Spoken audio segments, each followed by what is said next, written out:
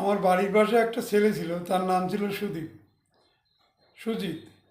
এই সুজিত সবসময় রস সৃষ্টি করত। একটা ভীষণ রসিক ছেলে ছিল। সে একদিন ছুটতে ছুটতে আমার কাছে এসে বলল, দাদা, আমি ওর হাঁপানোর অবস্থা দেখে বললাম, কিরে কী হয়েছে? বললো কি, দাদা আমাকে 4-5টা বাঘে তাড়া করেছে। আমি বললাম, বলিস কি? একটা বাঘে তাড়া করলে তাই ভাগে পাওয়া যায় না, আর তোর 4-5টা বাঘে তাড়া করলো? তো তাহলে দাদা ওই ঝোপের কাছে নড়লো কি? সেই কথাটাকে আমি কবিতার আকার দিয়ে তোমাদের শোনাচ্ছি।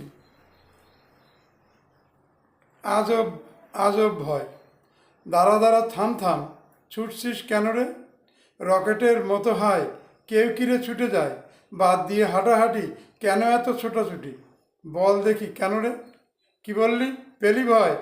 1 নয় 2 নয়, একেবারে গোটা 6। বাঘ নাকি সিংহ, না হলে কি বাংহ? ধরেছিল তোমাকে, করিছ হে ব্যঙ্গ। বাঘ যদি ধরতো তাহলে কি ছাড়তো? হুড়মুড় করে শেষে ঘাড়ে এসে পড়তো, একেবারে চিরে ফেরে করে দিত সাঙ্গ। তাহলে নড়ল কি ওইখানে বলো ভাই? খসমস করেছিল বাঘ, আমি ভাবি তাই।